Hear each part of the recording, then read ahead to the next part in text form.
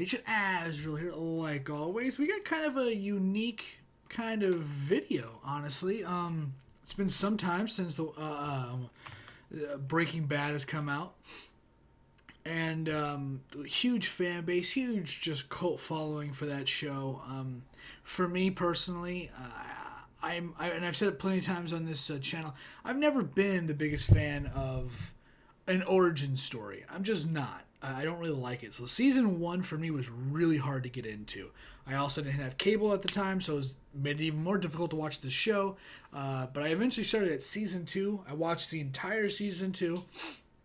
And while I was waiting for season 3 to come out, I went back and watched the first season. Very unique way of starting that show. I've never done that with a show before or since. But it was, for me, at a point in time where I was watching things like Falling Skies, which was a sci-fi show, post-apocalyptic sci-fi show with alien invasions and stuff like that, or shows around that similar time. I don't even know if that show was even on at the time, but it was very hard to get into a kind of a realistic person problem kind of show and not the fantasy worlds I've been watching. So it was kind of difficult, but I watched it. I enjoyed watching it. If you've never seen the second ending, that was kind of a funny version. We'll talk about that later if I even remember. But yeah, this is a long video, so let's just get it started right now. Let's stop the yammering. All right. I call it the Bryan Cranston ending, which was really funny. After the original ending, there was an alternate version that was really funny, and I really liked it. And for anybody that's watched Bryan Cranston for years, you know what it was. If not, well, I'll tell you about it after. But this is about a 10-minute video of Bryan Cranston talking about the show. And honestly, I love Bryan Cranston. So let's just get into it, check it out, see what it's all about. Let's hope it's good. I am the danger. I mean, the purpose of writing my book was to express myself, to continue being a storyteller. And these are true stories. It's called Life in Parts because of the parts we play. Not only the parts I played in my profession, but also the parts we play as human beings. I'm a father, I'm a husband, I'm a brother, I'm a citizen, a neighbor, and all those things. And we all are. We all present ourselves. I love this guy. I also wanted to write honestly, because I thought, if I'm not telling the truth, then what's the point? It's masturbatory, and which has its place in in your life, but not in this case. I wanted to present it to say, okay, here's when I was afraid, here's when I was insecure, this is times when it was really trying on me or testing me. The two incidents that you mentioned, I was married once before to a lovely young woman who we weren't suited for each other, and we separated. We parted ways. Never knew and that. out of that 4-year togetherness, I was newly single, and within a month or so, I was on an audition, and I met this woman named Ava, whose name I changed. And she was aggressive and assertive and beautiful, and I was kind of taken aback, and we got together quickly, and we were boyfriend and girlfriend before I could blink. And then I realized there was something off about her. And what was off about her is that she was addicted to drugs. But I never knew exactly what kind of drugs. I was really very ignorant about drugs, because I was on that track to become a police officer, and I just never indulged. I'd smoke pot once in a while, but it was never my thing, so it didn't appeal to me. And I've never done any other drug than that. So I was very ignorant. This is great. On that. But I noticed her behavior was different, and it would go through all kinds. She would be sweating one moment, and then she's fine, and then she's down, and then she's up, and it's like, there's something very strange going on. And I tried to get out of the relationship, and she was so powerful, she refused the breakup. When I decided I was going to break up with her, I thought of the possible scenarios. She could be angry, she could be pleading. She could be agree with me. Yeah, I Never think it's thought. best we should break up. There could be any number of things. Never And I thought. thought about how I would react depending on what reaction she would give. The only thing that I didn't count on is that she said no. Just calmly said, no, we're not breaking up. I don't know what to do with that. And she was so aggressive and assertive that she just kept pulling me into her life, and it was crazy. It's a longer story, but she started stalking me and showed up at work. I was working on a soap opera at the time in New York, and she showed up at work, and she was thrown out of the studio, and she would leave these messages on my answering machine. In those days, this is the early 80s. Oh, Jesus. And threatening me that she was going to have me killed. God.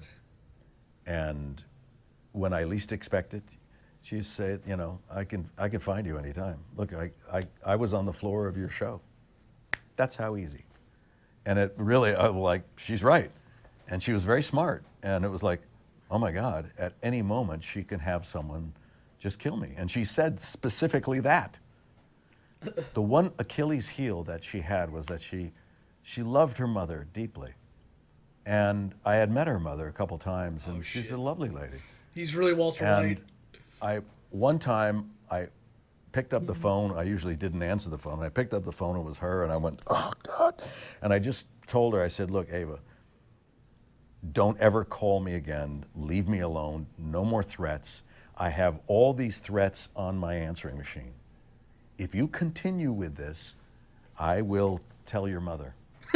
I will let your mother listen to your threatening my life. Silence. Silence on the phone. Then she came back on and said, I want that tape. I want that tape. And she's screaming obscenities at me. And I went, hey, listen to me. I promise you, I will erase these tapes if you leave me alone. But if you don't, oh, please say you still have it. I will give them to your mother. But if you leave me alone, your mother will never hear them. I promise you that. Please say I'm coming for the tapes. I'm coming for the tapes. And this was at the point of I was already shaking because she had made so many threats against my life. She came over to my apartment, and she knew where I lived, and she buzzed. Of course, in New York, you buzz every apartment, someone's going to buzz you back in. It's like, it just happens. So she came up and she's pounding on my door. Let me in. She's screaming at me. I want those tapes. Just a mad woman. And I am at the foot of my bed, curled up in a ball. And part of me, I think, when I think back on it, was embarrassed. This young woman, I was 28 years old. I was a strapping, strong young man. This woman was 5'2", 105, and I'm frightened of her. And there was I think there was some embarrassment along with that, if I'm honest. And it made me realize that it doesn't matter how small someone is, it's power. It's someone who's taking power and using it or abusing it, as the case may be. Anyway, I'm at the foot of my bed, curled up into a ball, and I finally had it, and I just calmly got up. Oh no! And I went to the door, and I unlocked the door, and I opened the door. She was there. I grabbed her by the back of the hair, and I pulled her in, closed the door, and I pulled her into my room. And there was one brick wall in my apartment at the time. And I took her by the back of the head, and I slammed her head into the brick wall over and over and over again. I just kept slamming her head this is into not the brick real. wall until blood and brain matter was dripping down the brick, down to the floor. Oh. And then I jolted and realized I was still at the foot of my bed. Okay. And I looked over to the brick wall. Of course, nothing was there. I'm panting like a sick dog and shallow breaths. I was so scared because what I saw in my vision was so real. I saw myself like step out of my body calmly and kill this woman who I was frightened of. I was like a cornered animal, and I came out and attacked. And that was an experience that really happened. Excuse me. I used that in Breaking Bad. When I felt I got so angry at Mike, I could kill him. I could kill someone else. Why? How? How is that possible? Well, I had this experience in my life, and I knew that even the meekest person among us, if pressured, if given the set of circumstances that were dire, could become extremely dangerous. That's where Walter White went. He became extremely dangerous to himself. It all makes sense. I see it, for sure. Because of a condition that he was in. He felt he was forced into a certain place that he had to defend himself. Like Ava, like me in my bedroom. What happened? Frightened out of my mind to the point where I envisioned this murder. And it made me realize how desperate human beings could become. And the best thing I could say out of it is that I was able to use it in sort of a therapeutic way in my art, to be able to express myself so I don't harbor these feelings. I purge them. So that's real. So if he wasn't an actor, he'd be a serial killer? Is that what I'm getting from this? Well, that was all interesting stuff like that. It was very much less of, it was less of a Breaking Bad thing than just kind of him talking about his book that he's writing. Which I'm not a big fan of that. I kind of wanted some Breaking Bad stuff. As someone that doesn't consider Breaking Bad one of my personal favorite shows ever, I know a lot of people consider it their favorite show, and I can definitely see why. And like I said at the beginning, I think that I watched it at a point in time where I just was not into it, but I watched it anyways because it was such a huge thing. I think I might have even been watching Walking Dead at the time, and I was into that show. And so, it's a weird thing. It's a weird, like, I kind of wanted to hear some more about Breaking Bad just because I don't remember the show as being my favorite. I kind of wanted something a little extra. I wanted him to talk about Breaking Bad a little bit more and a lot of the transitions you went into to do the character. But that was a good story. I've always thought, and I'm not going to just say this just because he said it, but Walter White, the character, went from that to Eisenberg, the character that he went into, and then eventually like the merging almost of it, was very like a switch. Like he said, he had that delusion, like he was put in that corner, and I definitely see it 100%. Walter White's character, Bryan Cranston portraying Walter White, having another kind of, I don't even say that Eisenberg was a different part of him, like a switch, like I said. I think honestly it was more of a confrontation. Eisenberg was his mask that allowed him to just do horrible things without it feeling guilty that his true self was evil or eviler now. Based off the circumstances around him, he was evil. The things that he did. Whether he did that to good people or bad people. He made drugs that were sold and ruined lives. The character may have been, like he said, maybe a little meeker. He was kind of a loser maybe in a dead-end job in a crappy city. It looked like, the way they made it look like a very small, crappy town in a crappy teacher position where you make a little money. And your son has a disability that costs money to take care of him. And it's a struggle for him to be kind of on his own, is the way they portrayed the character in the show. To then get pushed in a corner, yeah, he was this kind of like soft-spoken kind of person that over time was kind of losing it. It wasn't and like I said, I don't believe it was like a switch between Eisenberg and Walter White, just kind of a switch going. It may have been kind of like that in the beginning, but But I think the entire series was definitely one long flick of the switch. Being in denial, Walter, that the Eisenberg character was, like I said, his mask or his little pompadour, fedora hat, whatever, that allowed him to do cruel things without feeling guilty as the person. But overall, then he started to kind of warm up to it and understand that Eisenberg was more of just an alias, so no one else would catch him, instead of an alias to his consciousness. It's kind of how I see it.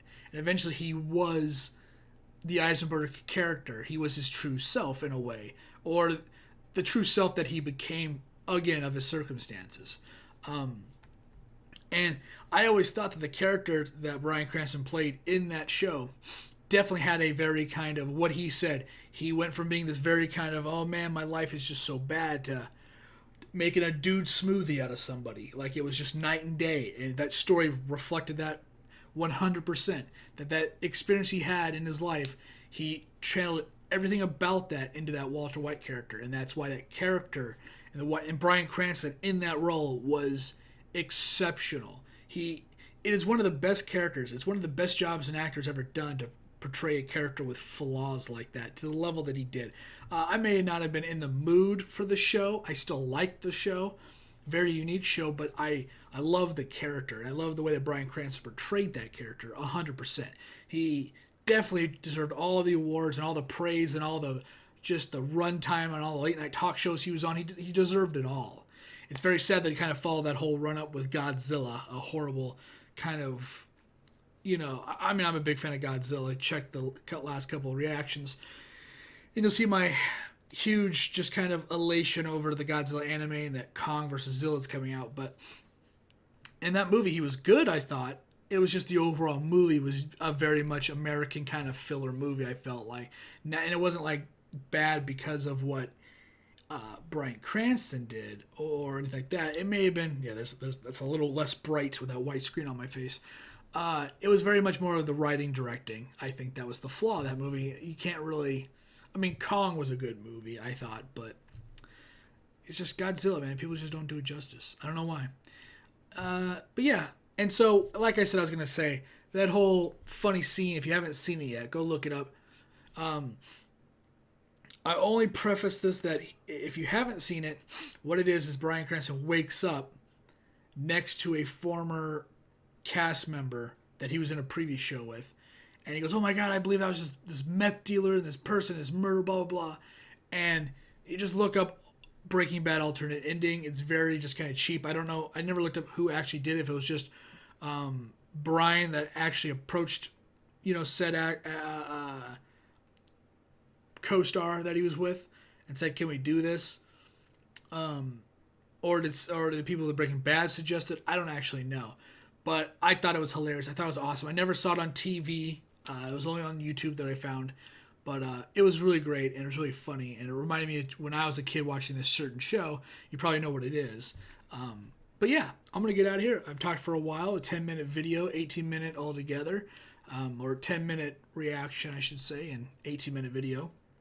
Voice is already getting a little strained. But yeah, I appreciate you guys watching. Thanks for hanging out and being a part of the Legion. If you want to like, subscribe, or share, remember it's completely up to you.